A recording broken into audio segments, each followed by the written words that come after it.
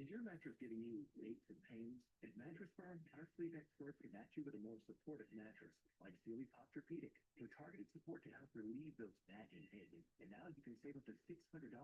Mattress Firm, we make sleep easy.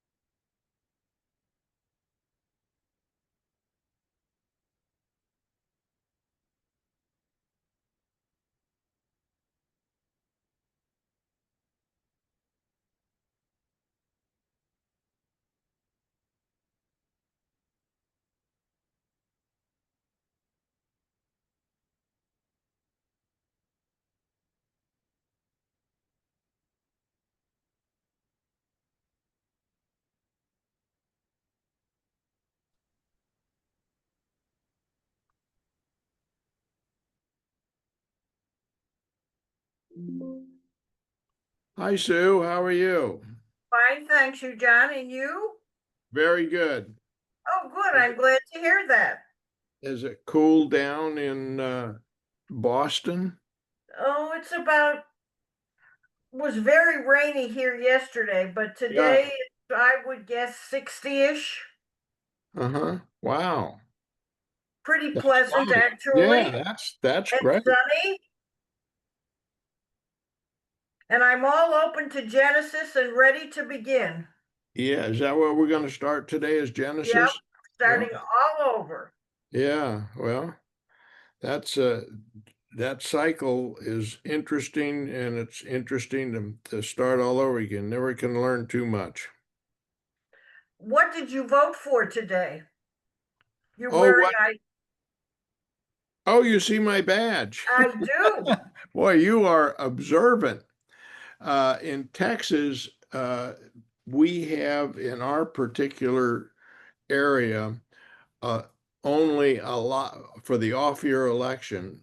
All we have is state propositions, and there's 17 state propositions to vote for, which it's hard to be able to read what they send you on a proposition to know whether you're voting for it or against it or what the ramifications are. So you got to depend on other people to kind of interpret the propositions, because they involve sometimes changing the Constitution or what have you. So it's they have big ramifications, or they can have big ramifications. Absolutely, But absolutely. you can't understand from the brief paragraph you get Of what you're voting what for. you're voting for. So I try to get as many different kinds of inputs as I can get,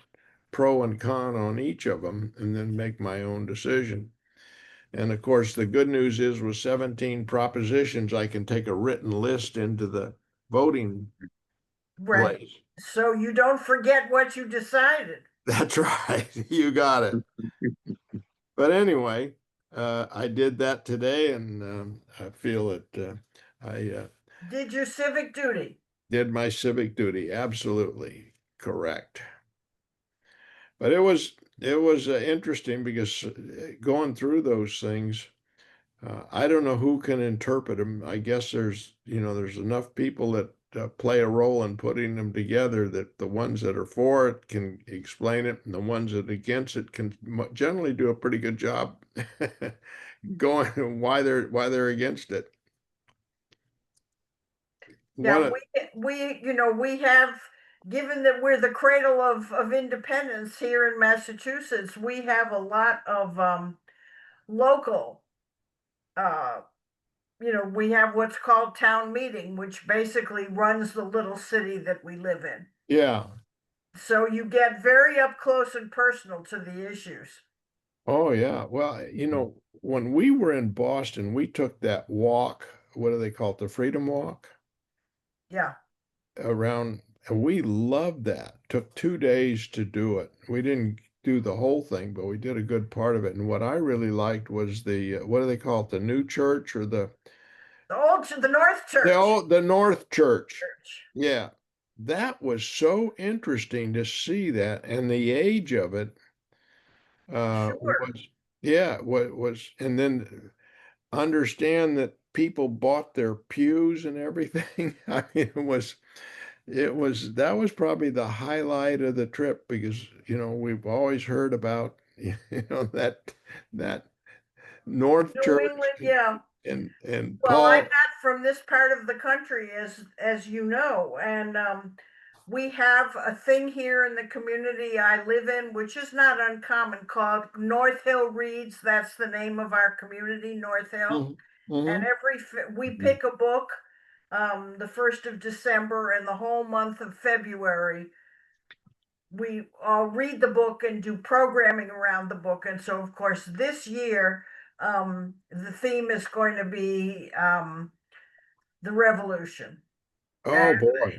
there's probably 5,000 books written about the revolution. Yeah. Wow. Yeah. One thing you might want to do, I don't know if you read the Atlantic magazine. Oh, The yeah, they're big on the their revolution issue this this month. month is, yeah, it's a great issue. Yep, I heard all about it. I haven't had a chance to read it. I am next up to read a book that won the Pulitzer Prize in 2005, Okay. called Washington Crossing the Delaware. And it's written by Hmm.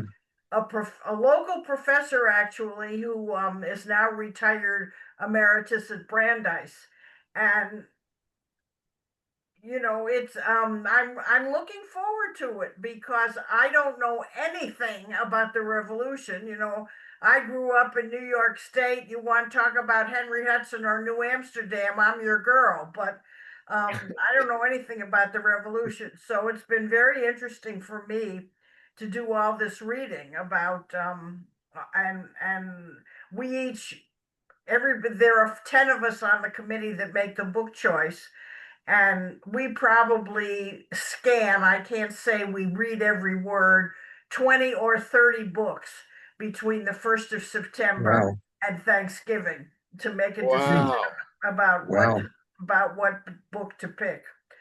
You're So staying it's busy. fun for the committee. It's fun for the committee. And we're Mhm. learning a lot about the revolution we didn't know. Of course, Paul Revere did not make the ride, no matter what Longfellow tells you. So that was Well, the first thing I learned. Oh, you know I what? just learned that from you.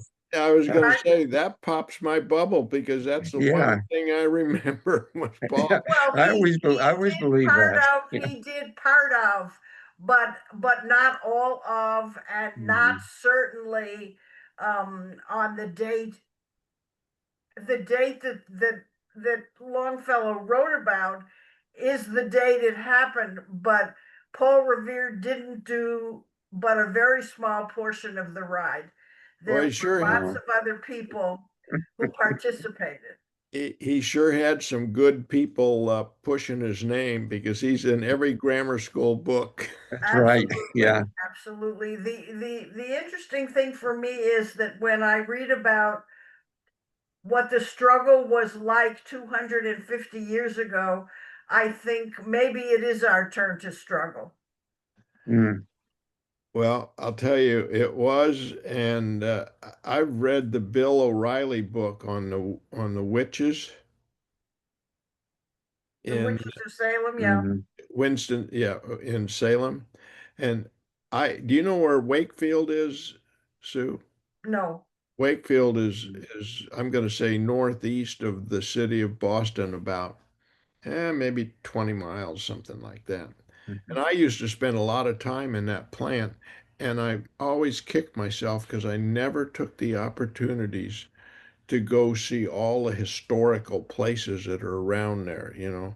And I Oh, they're wish, all over the place. oh, it's amazing. Here we were just 10 minutes from Salem, and I could have gone over there and seen all those things, and I didn't. But anyway, so Right. Fred, So So, we're yeah. ready to Fred, start on. I just said to John, we're all ready to start all over. Yeah, we are. That's part of the cycle. Yeah. Yeah. Yeah. Yeah. Actually, we started last Saturday, we read the creation story, started Genesis. Hmm. So what we're going to be reading for this coming Shabbat is the story of Noah. And that begins with chapter 6 of Genesis, verse 9. It's it's like Paul Revere. We all know it, but there are some interesting things about it. Um, One is the name, actually. Yeah, the name Noah in Hebrew is Noah, and it comes from a verb nu, which means to rest. And if you turn back a little bit, that's how Noah gets his name. If you turn back to chapter 5, verse 28 in Genesis. Okay. Yeah, when it said, when Lamech lived 182 years, he begot a son, and he named him Noah, saying, this one will provide us relief from our work and from the toil of our hands, out of the very soil which the Lord placed under a curse. So, you remember when they kicked Adam and Eve out of the Garden of Eden, one of the punishments is cursed is the soil for your sake. In other words, it's really going to be hard for you to scratch out a living. And so, one of according to the rabbis of the Talmud, Noah invented the plow. He revolutionized agriculture by inventing the plow. So they weren't digging with sticks with their hands anymore to try to plant stuff. And this is how he gave relief to mankind. But there's a counter theory to that. As soon as the flood's over, the first thing Noah does, they get back again. He plants a vineyard and gets drunk. And so the other theory is that his gift to mankind was alcohol. He He had invented some, fermentation. yeah, he had some grapes spoil in one of those clay jars, and he kind of Yeah, liked the result. probably how it started. Yeah. Okay. So anyway, the actual story starts with chapter 6, and the introduction is 9 through 13, verses 9 through 13. Somebody want to read that? Sure. These, Sure. go Go ahead. ahead. Okay. Your turn, John. Okay. These are the generations of Noah. Noah was a righteous man, blameless in his generation. Noah walked with God, and Noah had 3 sons, Shem, Ham, and Japheth. Now, the earth was corrupt in God's sight, and the earth was filled with violence. And God saw the earth, and behold, it was corrupt, for all flesh had corrupted their way on the earth. And God said to Noah, I have determined to make an end of all flesh, for the earth is filled with violence through them. Behold, I will destroy them with the earth. Make Yeah. yourself an Well, ark. stop at that Okay, point. okay. There's a lot of argument about how good a man was Noah. That's when the rabbis really divided on, because the telltale phrase really, Noah was a righteous man in his generation. Well, that was a generation that was so evil and corrupt that God destroyed, the earth. So one theory is, yeah, he was the best of the bad lot. You know, he was the least bad person that Yeah. left. So he was the one who was chosen to survive. But then, and in fact, there's a story in the Talmud that compares him to Abraham, because when God comes to Abraham and says, I've seen the wickedness of Sodom and Gomorrah, I'm going to destroy them. And Abraham said, wait a minute, what if there's some righteous people there? Will you spare the city? And he argues with God to try to save the city if there are any good people there. God tells Noah, that the earth is wicked, I'm going to destroy it, but build an ark and you and your family will be fine. And Noah says, great. He doesn't bother trying to save anybody else. So that's kind of the case against Noah. On the other hand, the rabbis who like him argue that basically it's a lot harder to be a good man in a bad society. If you're living in a decent, prosperous society with good people around you, it's not hard to be good. If you're living in a corrupt, violent society, then it really takes somebody to stand up and have some integrity. So they're arguing that the phrase "he was righteous in his generation" that's a compliment. I mean, he managed to keep his integrity in a generation of really evil people. Um, there's a statement in the Talmud, a teaching says, "In the place where there are no men, strive to be a man," and that was applied to Noah. So that's the Noah positive interpretation. The other interesting thing is that Noah is a big deal in the Quran. You wouldn't expect to find him there, but the Quran says a lot about Noah.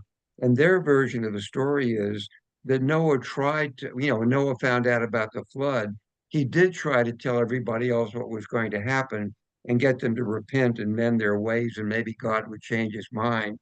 And they all laughed at him. And so, so he was the only one who was saved. So in the Quran, Noah really is honored as one of the major prophets. Hmm.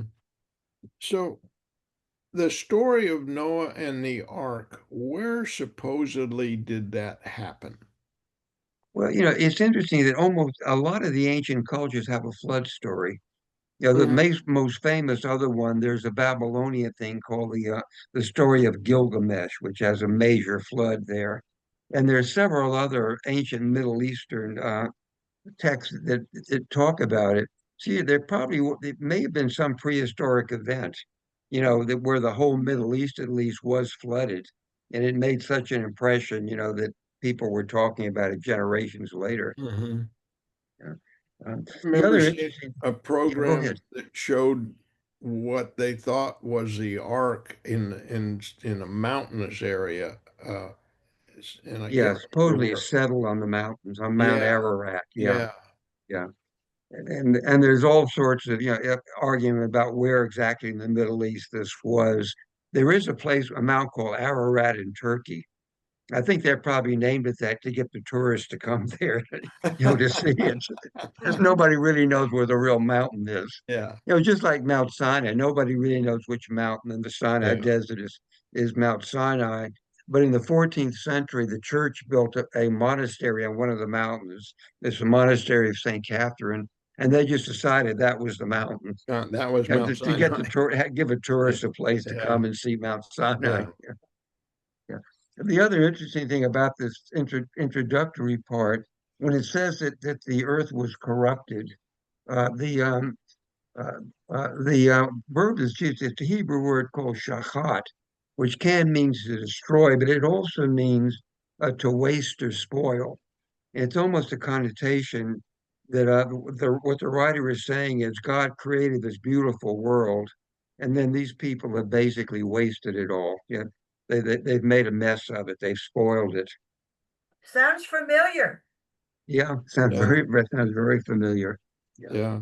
Well, in yeah, 12, verse 12, it says, "For all flesh had corrupted their way on earth." yeah. And they simply, wasted the opportunity that God had given them, and just made a mess of it, basically. Yeah, the Bible, in a sense, the Bible really doesn't have a very good opinion of human nature anyway. You start off with Adam and Eve, Yeah, disobeying God and getting kicked out of the Garden of Eden.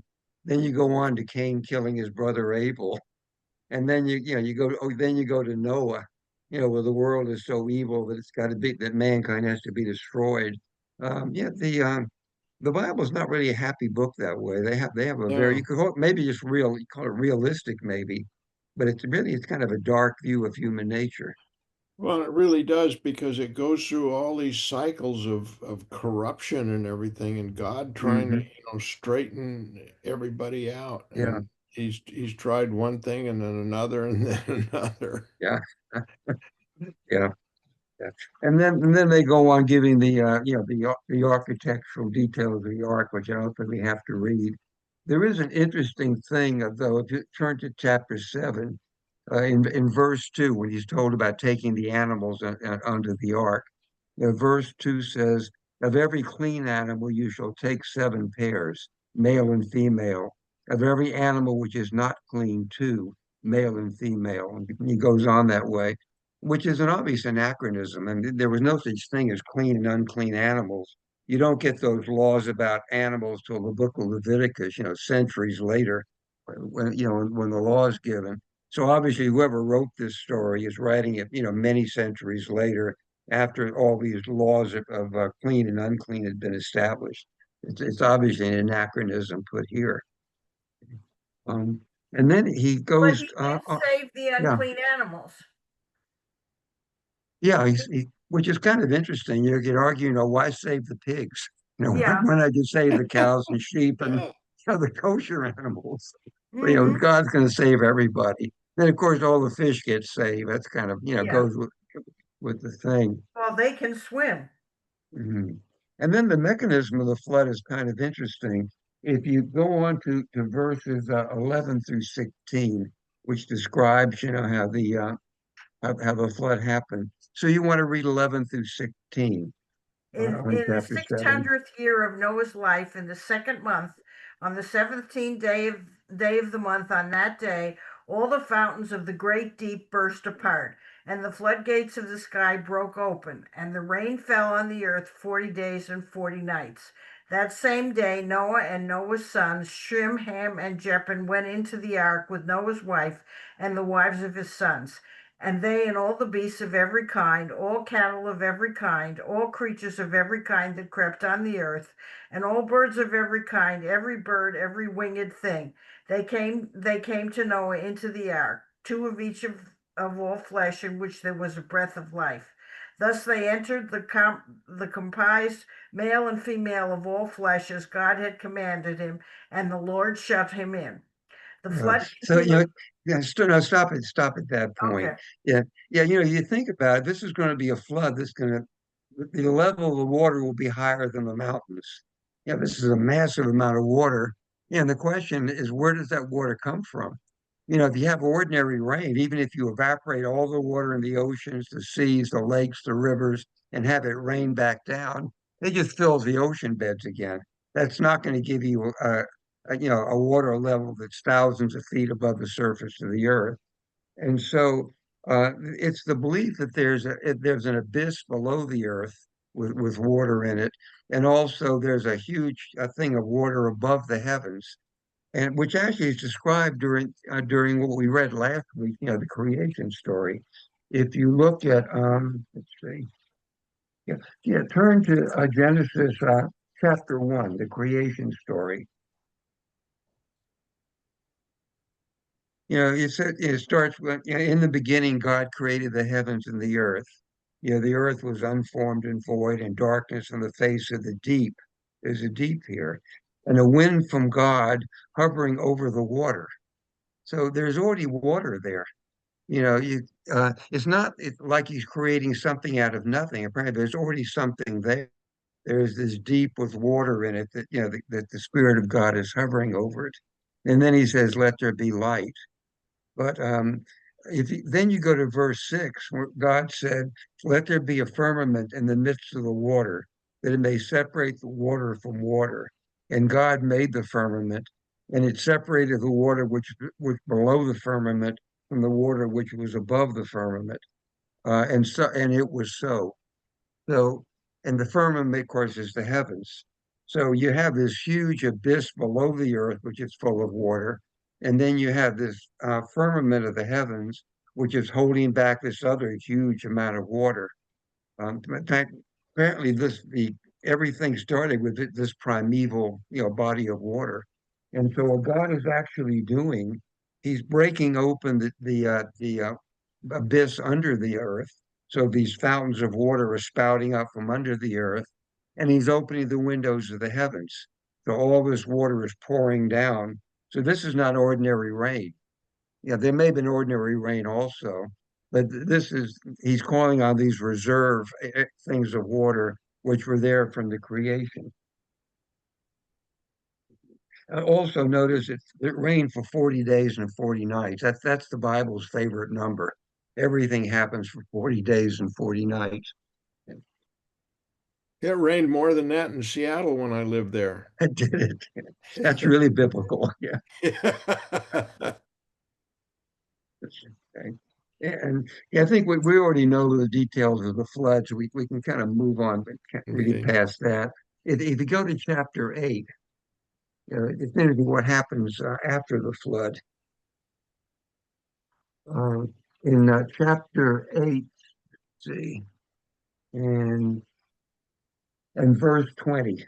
This is the covenant that Noah makes with God after the flood is over, and they've left the ark again, and that goes from chapter 8, verse 20, on to chapter 9, verse 7. John, if you want to read that. Okay. Then Noah built an altar to the Lord and took some of every clean animal and some of every clean bird and offered burnt offerings on the altar. And when the Lord smelled the pleasing aroma, the Lord said in his heart, I will never again curse the ground because of man, for the intention of man's heart is evil from his youth. Neither will I again strike down every living creature as I have done. While the earth remains seed time and harvest, cold and heat, summer and winter, day and night shall not cease. And God blessed Noah and his sons and said to them, Be fruitful and multiply and fill the earth. The fear of you and the dread of you shall be upon every beast of the earth and upon every bird of the heavens, upon everything that creeps on the ground and all the fish of the sea. Into your hand they are delivered. Every moving thing that lives shall be food for you. And as I give you the green plants, I give you everything. But you shall not eat flesh with its life, that is its blood, and for your lifeblood I will require a reckoning. From every beast I will require it, and from man, from his fellow man, I will require a reckoning for the life of man. Whoever sheds the blood of man, by man shall his blood be shed, for God made man in his own image. And you be fruitful and multiply, increase greatly on the earth and multiply in it. Yeah. Then, So there's a lot in this section. yeah, Yeah. First of all, that he's making a covenant with him. Yeah. yeah, And the rainbow is going to be a symbol of the covenant. And on God's side, he promises there won't be any more floods. He's not going to destroy the earth again. But then again, it doesn't tell you what does Noah have to promise to do. And the rabbis came up with an interesting theory they call the covenant of Noah. Because if you read the prophets, in addition, to lambasting Israel about all its sins, and they also talk about God punishing other nations and for their sins. And the question comes up: well, if God didn't give His law to these other nations, then how can they be blamed for what they do? They never receive a law. Well, the rabbis came up with this idea that the covenant of Noah, there were seven things which were part of it. There was a prohibition against murder, a prohibition against theft, a prohibition against adultery, against lying, and against blasphemy, which are really just five of the Ten Commandments, essentially. And then there are two other commandments, one against eating the limb of the living, which is sort of against cruelty to animals, and a positive law to establish courts of justice in your society. And any nation that holds to those 7 points of Noah's covenant will be considered a righteous nation. All these other laws in the Torah are just extra credit stuff for the Jews. But the basic requirement for all mankind is the covenant of Noah. But then he comes up with a statement, that man's impulse is evil from his youth. mm-hmm, Now, this is not really the same thing as the Christian, theology of original sin. That's really based on, that Adam was the first and Eve were the first ones who sinned, and then, that's hereditary and everybody from then on. The way the rabbis interpreted this, that there are impulses in man that will lead to sin if they're not controlled, but they're necessary. The rabbi said there are basically two impulses in man. One they call the Yetzer Ra, the evil impulse, the bad impulse, and the Yetzer Tov, the good impulse. But the bad impulse is not bad in itself. It's things in man that can lead him to do bad things if they're not properly directed. I mean, there's nothing intrinsically evil about wanting to be wealthy. There's nothing intrinsically evil about wanting to be famous or esteemed by other people. Uh, you know, the question is, what are you going to do to get there? How are you going to get rich? How are you going to get famous? There's nothing really wrong with being able to influence people. It's a problem. What do you do to get to that position of authority, and how are you going to use it? And so the evil impulse is not really an evil impulse. It's an impulse that can lead to evil if it's not directed by the good impulse. I think the analogy, I probably have mentioned this before. We're old enough to remember there used to be watches that you wound up. They had mainsprings, they had ratchets and pawls and gears and yeah, stuff. And in a sense, you can say that what they call the evil impulse is the mainspring. That's where the energy comes from.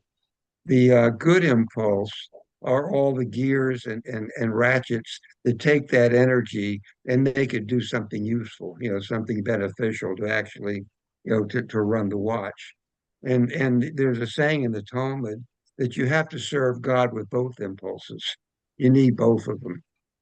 Probably a modern psychologist would say, well, that's the id and the ego, which is, in a sense, is sort of what it is, really. Mhm. Yeah. The other thing, of course, that he gives him, that for the first time in the Bible, he's giving man permission to eat meat. We're not going to be vegans anymore, like they were in the Garden of Eden. And so, and of course, some people actually then say, well, basically what God is saying is, well, I guess I aim too high. Man is not as good as I thought he would be. I'm going to have to make some concessions. I'll let him eat meat. So that eating meat is kind of a sign of a fallen state. One theory is that God is saying, maybe if I let you kill animals, you'll stop killing each other. Drain some of that energy off in hunting and killing animals, and maybe you'll leave each other alone. That's one theory, but you can't drink the blood, and that actually is the first of the Jewish dietary laws. One of the part of the process for preparing kosher meat is the soaking and salting process, to remove as much of the blood as possible, and that basically comes from here, interpretation of that verse. Um, and then in verse 6, it says, who sheds the blood of man, by man shall his blood be shed. And people who are in favor of the death penalty, for murder, that's the verse they often quote, that the only appropriate punishment for taking a human life deliberately is having your own life taken. Um, so it's sort of kind of a turning point. It changes the way man's going to live after this point. Um, And then, of course, Noah goes on and gets into the brewing business. And the next significant part there is chapter 9 and verse 20, verses 20 through 29. Sue, you want to read that? Sure. The sons 20 of through 10. Noah, this Yeah, go ahead. 18, right? The sons of Noah who came out of the ark were Shem, Ham, and No, Japheth. no, no, no, no. Oh, Chapter 9, verse 20. oh, okay. Noah, the tiller of the soil, was the first to plant a vineyard. He drank of the wine and became drunk, and he uncovered himself within his tent. Ham, the father of Canaan, saw his father's nakedness and told his two brothers outside. But Shem and Japheth took a cloth, placed it against both their backs, and walking backwards, they covered their father's nakedness. Their faces were turned away, so they did not see their father's nakedness. When Noah woke up from his wine and learned what his youngest son had done to him, he said, cursed be Canaan, the lowest of the slaves shall he be to his brothers. And he said, blessed be the Lord, the God of Shem, let Canaan be a slave to them. May God enlarge Japheth, and let him dwell in the tents of Shem, and let Canaan be a slave to them. Noah lived after the flood 350 years, and all the days of Noah came to 950 years, and then he died. A lot of argument over this passage. When it said that Ham saw his father's nakedness, there's two interpretations. The more benign one is, Noah is totally drunk and just takes his clothes off and collapses, and then he's lying there naked. And Ham sees him, and instead of covering his father up as a sign of respect, he just laughs at it. Look what this drunken old fool has done, and tells his brothers, look at this. And so it's basically it's disrespect to his father. But that's an awfully bad punishment, for that. The other uh, more serious interpretation of that is that looking upon someone's nakedness in the Bible is an idiom for having sex with them. Mm-hmm. And so this could be interpreted as him actually having homosexual sex, with his father, which would be a much, much more grave thing. And there's endless argument about the way this passage ought to be read. The other odd thing is he doesn't say cursed is Ham. He says cursed is Canaan, who is the son of Ham, and which makes you wonder why Canaan. Um, and you think maybe this was written by somebody many, many years later after the Israelites had driven out the Canaanites and taken the land. And this was sort of a retrospective justification for that. Canaan is cursed, and therefore, the Israelites have a right, to drive them out and take their land. and then nobody really is sure. But in the early in 18th and 19th centuries, antebellum in this country, a lot of people quoted this as a justification for slavery, because Ham is supposedly the ancestor of all the Africans. Shem is the ancestor of the Semites. Japhet is supposed to be the ancestor of the Europeans. And so a lot of the slave owners talked about the curse of Ham. The Bible says that Ham's descendants are cursed to be slaves to the Europeans, to Japhet and to Shem. And the curse of Ham was very widely quoted, as a justification for slavery before the Civil War. The other interesting interpretation let Japhet dwell in the tents of Shem, because Japhet is the father of the Europeans, including the Greeks, and Shem is the father of the Semites, including the Jews. And the two great cultures, two great ways of life of the ancient world are the Greeks and the Jews. Um, and in fact, they're the only ones really which are living traditions, living philosophies that influence, the way we live today. And what he seems to be suggesting is that there will eventually be a reconciliation between the Greek view of life and the Jewish view of life, and that Japhet will come and dwell in the tents of Shem.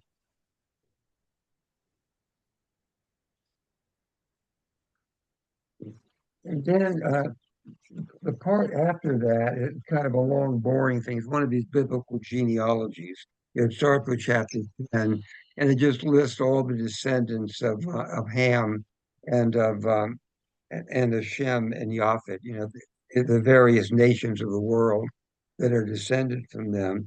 There is one interesting thing there. If you look at verse 3 of Genesis of 10, they're talking about the descendants of Japhet, the Europeans. Fred, This I was and going to and say, they before we yeah move on, these three different references, one about the blacks in Africa and the Europeans mhm, and the uh, Israel Semites there. Semites. Mhm. Um, that seems to me a reach, because when you look at unless they fail to mention the migration of people to various areas, then Yeah, that would have to be the case. They had these three different groups, and then they migrated to Europe, migrated to Africa, and the right. Semites stayed in the Middle East. Yeah, Is yeah. that the Obviously, kind this. of, I mean, it's given the time that this occurred, Yeah, it's kind of yeah. hard to think of a European culture and a black Right. culture. Yeah. Yeah, that's obviously that this is. I don't really read this literally as historical fact. I mean, for that matter, what about the Japanese? What about the Yeah, Chinese? yeah, What about the Australian Aborigines? I mean, obviously, all the peoples of the world can't be descended from these three guys. no, So, but the Bible writer probably to him, Africa, Europe, and Middle East were the whole world. I yeah, doubt it. The guys who wrote this ever heard of China or Japan or the no, Americas. So this was the whole world to them. But one of the sons of Japhet, his first son is Gomer, in verse 2. And then verse 3 says the descendants of Gomer, and the first one is Ashkenaz. And Ashkenaz later oh, on, the rabbis, it was originally the name given to Germany, and then the name was given to all of Europe outside of Spain and Portugal. And so this is where the Ashkenazic Jews, the Jews in yeah. Eastern Europe, get their name, from Ashkenaz in the story here.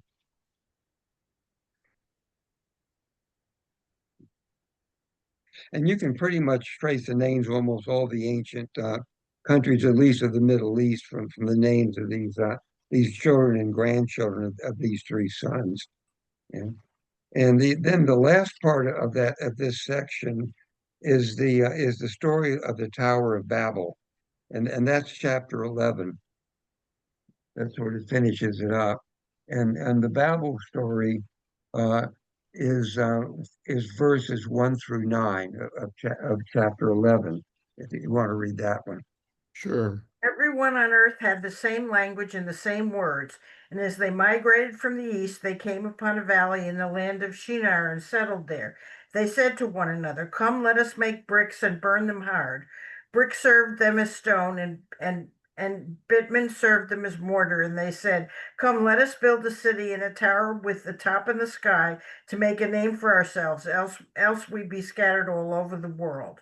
And the Lord came down to look at the city and the tower that the men had built. And the Lord said, "If there's one people with one language for all, and this is how they have begun to act, then nothing they may propose to do will be out of reach. Let us then go down and confound their speech there, so that they shall not understand one another."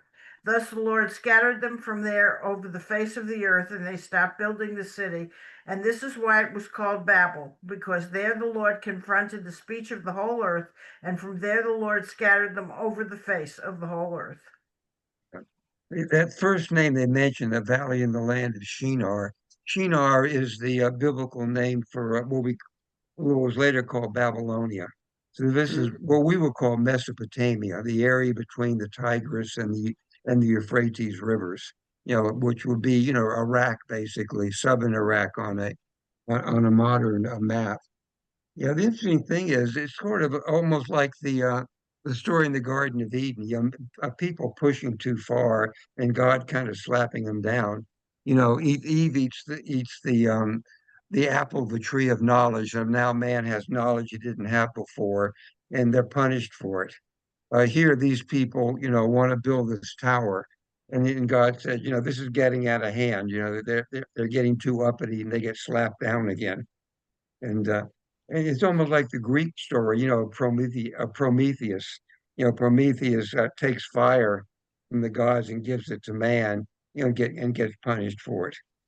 Both the Greek and the Jewish cultures have all these myths about mortals who get too uppity, essentially, or too arrogant, and God slaps them down. One of the inspiration, I think, for the tower story, one of the hallmarks of Babylonian architecture, you can still see pictures of it, are these ziggurats that they built, these pyramid type ziggurat structures. And supposedly the inspiration for the story might have come from these ziggurats, that the Babylonians built. And of course, Babel, in the English language means, people talking and not being able to understand each other. But in Aramaic, the name Bav El means the city of God. Bav is an Aramaic word for gate, and El is one of the Middle Eastern names for God. So the Babylonians, call themselves Bavel, meaning the gate of God. But all the people that didn't like them, translated as Babel, as we use it in English, meaning just a confusion of languages, just bedlam, essentially. And which is really the end of the story. The only thing that's left in chapter 11, they give another one of these genealogies. They start with Noah and go down to Shem, and then they trace the line of Shem. There's all this biblical list of begots, and it ends up with verse 26 in chapter 11, when Terah begots Abram. That's that who will become Abraham. So there are 10 generations between Noah and Abraham, and of course there are also 10 generations from Adam to Noah. If you count the begots there. The Bible likes neat numbers. Yeah. And so this is really this. Yeah, go ahead. I was going to say, from some of the things I've seen and read about, like Mesopotamia, that's a part of the world that is like shifting sand. There's been so many different groups Mm-hmm. that have had sway over that particular area, and even a number of unknown groups that even today nobody seems to know who they are or what they built. Yeah, exactly. Yeah. The biggest mistake in the world was even in the modern era, there's so many different ethnic groups and religions in that whole area. And the biggest mistake, I think, part of the trouble in the Middle East today, in World War I, when the Ottoman Turks were driven out of the Middle East, and the British and French, took it over. Uh, Basically, what they simply did was just take the map of the Middle East and draw lines on it with in total ignorance of the different kinds of people that were living there. And Iraq should have never been created as a country. Historically, there was never an Iraq. And even today, you have Kurdish people living in the north. You have Sunni Muslims living in the mid part. You have Shia Muslims living in southern Iraq. You have people who historically have never wanted to have anything to do with each other. There are other groups that there are actually people who call themselves the Syrians, who claim to be descendants of the ancient Assyrians. And so the country, whoever created, when the British created Iraq, they just it was bound to be trouble. I was just going to say the things that I've read said that when the British did that, that was a source. A lot of the problems in the Middle East were created as a result of that, of the British ignorance of these Oh different. yeah, yeah, yeah, yeah. Winston Churchill, who was involved in that. He was colonial secretary at the time. He said he and some of his friends created Transjordan over lunch one day. They drew it on a napkin. Mhm. And the British just did this without really understanding, the Yeah, history of the area. The yeah, Turks were smarter. What is now Iraq, the Turks divided into 5 or 6 different provinces, yeah, and they ruled it as a half a dozen different provinces. And the British just ignored that. They wanted a big country. yeah. So, and so the book here really ends, with the birth of Abraham, with Terah begetting Abram. And so then, the next one after, then we start the story of the patriarchs, of Abraham and Isaac. Is that where we begin next week? Yeah, next week we'll actually Chapter begin with, 12? chapter 12, which Okay. again begins the story of well, actually it's chapter 11, verse 27 really starts the next parsha. Got it. I Yeah. see. There is Abraham. Mhm. One thing I also didn't mention, this past thing we read, this is also the origin of kosher salt. You remember when that thing that says you shall not eat any blood with the meat. Yes. So it led to them soaking and salting the meat.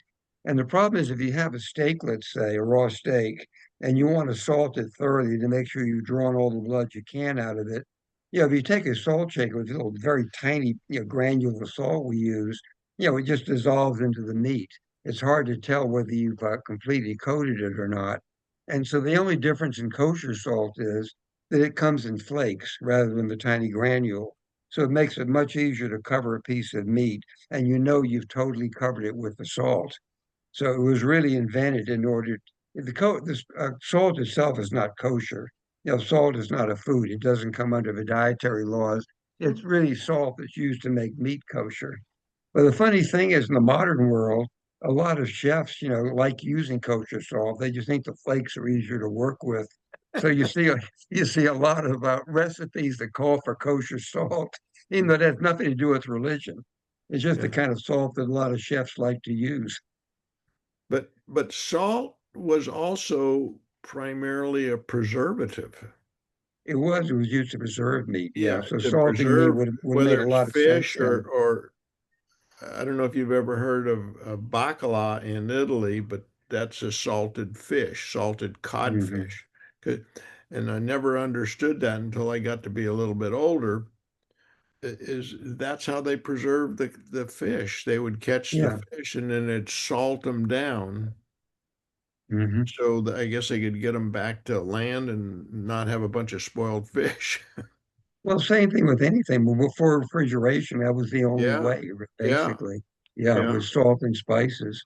And yeah, in fact, it's interesting when you get to Leviticus, the instruction for the sacrifices, you're supposed to, when the priest butchers the animal, and offers part of it on the altar, he has to offer salt with it. They salt the Mhm. sacrifices.